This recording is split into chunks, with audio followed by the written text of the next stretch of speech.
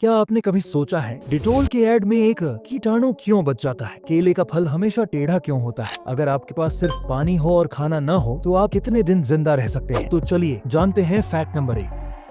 Dettol के add में एक कीटाणु क्यों बच जाता है? आपने ध्यान दिया होगा डिटोल जैसे प्रोडक्ट के ऐड में 99.9% कीटाणु मरते हैं, लेकिन 0.1% क्यों बचता है? असल में ये एक कानूनी मजबूरी है। कोई भी एंटीसेप्टिक या डिसइंफेक्टेंट तुरंत 100% कीटाणु नहीं मार सकता। यह इस पर निर्भर करता है कि कितने कीटाणु हैं। कभी कभी इसे असर करने में 30 सेकंड से 3 घंटे तक लग सकते हैं। इसलिए कंपनियां 100% का दावा नहीं कर सकती और एक कीटाणु बच जाता है। फैक्ट नंबर 2, केला टेढ़ा क्यों होता है? क्या आपने कभी गौर किया है कि केला कभी सीधा नहीं होता? असल में इसके पीछे छुपा है एक वैज्ञानिक कारण, जिसे कहते हैं नेगेटिव जियोट्रोपिज्म। जब केले का फल उगता है तो वह धरती की ओर नीचे की तरफ झुकता है, लेकिन जैसे जैसे वह बढ़ता है वो सूरज की रोशनी के लिए ऊपर की ओर मुड़ जाता है। इस वजह से उसका आकार धीरे धीरे टेढ़ा हो जाता है। तो अगली बार जब आप केला खाएं, ये बात जरूर याद रखें, ये फल सूरज की तरफ झुककर टेढ़ा हुआ है। फैक्ट नंबर 3, ट्रेन के पंखे को हाथ से घुमाने पर वह चल क्यों पड़ता है? ट्रेन में पंखा कई बार ऑन होने के बाद भी नहीं चलता और लोग उसमें उंगली या पेन डालकर घुमा देते हैं और वो चलने लगता है। ऐसा इसलिए होता है क्योंकि पंखे की मोटर में अक्सर थोड़ा स्टार्टिंग पुश चाहिए होता है। ट्रेन के पंखे में जो मोटर लगी होती है वह एक छोटे से झूलते पहिए कंपास को घुमाती है। जब आप पंखे को हाथ से घुमाते हैं तो उसे एक प्रारंभिक गति मिल जाती है। इसके बाद मोटर अपनी पकड़ बना लेती है और पंखा चलने लगता है। फैक्ट नंबर 4,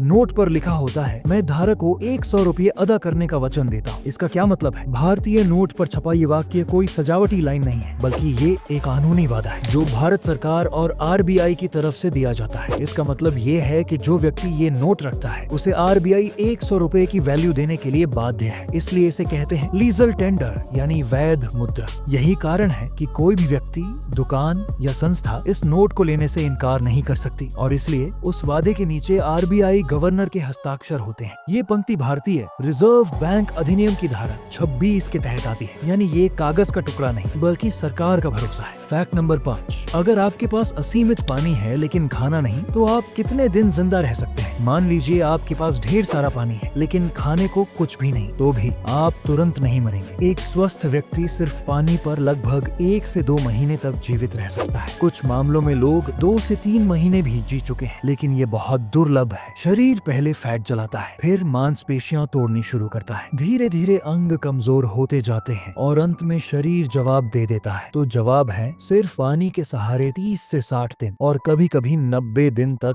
जीवित रहा जा सकता है।